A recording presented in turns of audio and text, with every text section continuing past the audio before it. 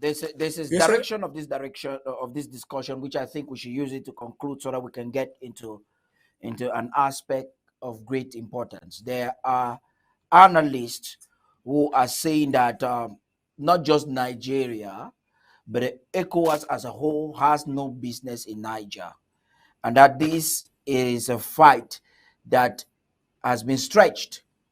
The fight between NATO and Russia has just been stretched into Africa. That's what some will argue, and that Nigeria has no direct interest to fight against Niger. That's on one side of the coin.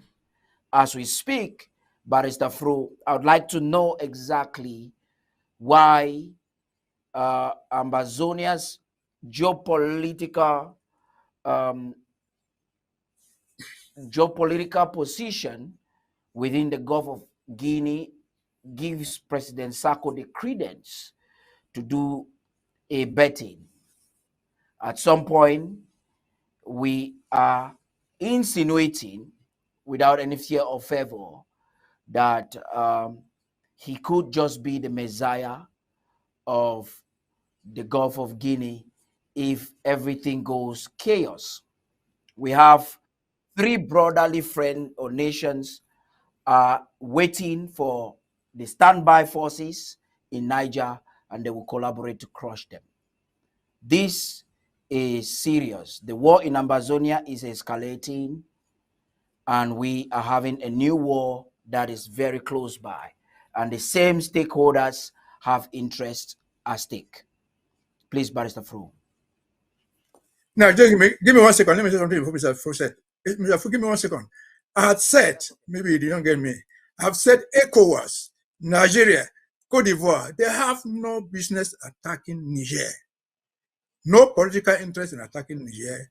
No economic interest in attacking Niger. They have nothing to do with that, the political system. What other analysts are saying is exactly what I'm saying. So over to you, Mr. Fru. Sorry for the interruption. Perfect.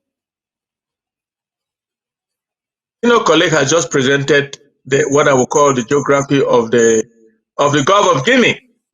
But the part of the Gulf of Guinea that we are interested in is that part that stretches, that is within our territorial boundaries, that is within Ambazonia. And we occupy the part of the Gulf of Guinea that is so resourceful, and the world knows that it is the one of the largest oil deposits in the world, oil and gas in the world. Now, Cameroon has already signed, and the Russians are exploiting gas from the Gulf of Guinea. If not of the visit of Macron in Yaoundé, we would never have known. Paul Biya signed a gas treaty with Gazprom, a Russian company, a state company of Russia. And when Russia was facing the embargo of selling gas to Europe, they were now taking gas from the Gulf of Guinea to Spain under the flag of the Russians. We are aware, and everybody is aware, that La République du Cameroon has also a military pact with the Russians. We are aware that the Wagner group of Russia is operating just next door in Central Africa.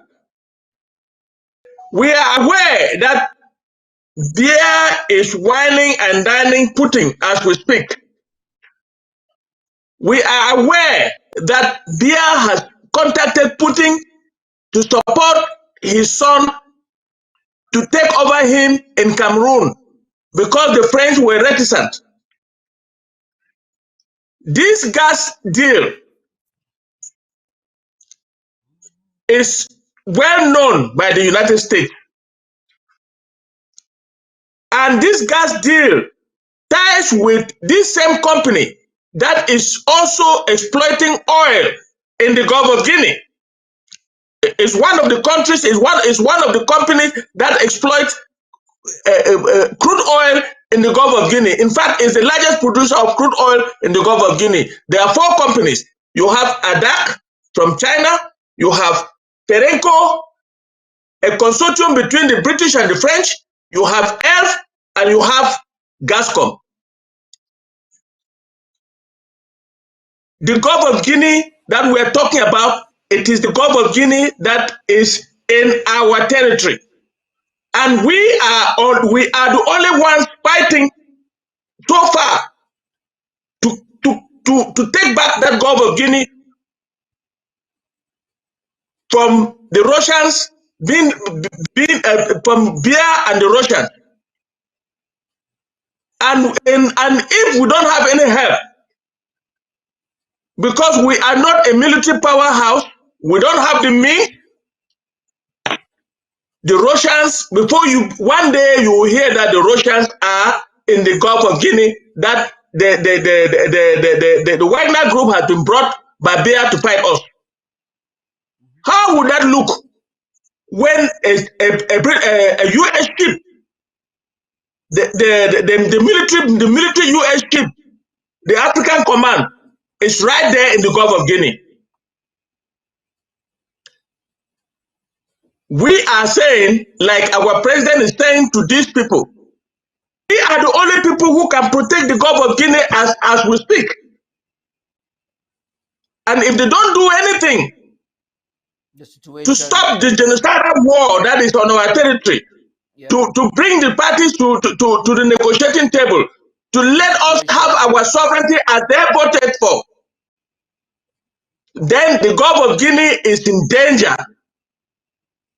We are saying this today is the 12th of August 2023. If nothing is done, the Russians will be in the Gulf of Guinea before you know it. And that is the reason why our president has put out that tweet. That tweet, you don't expect in diplomacy that he will put everything on there, but he has just given a little bit on. The discussions continue, the diplomacy continue, but if America is still sleeping like they are doing now as we speak, then they can forget about the Gulf of Guinea and maybe all of Africa. That's amazing. But Barrister Fru, it cannot have been said any better.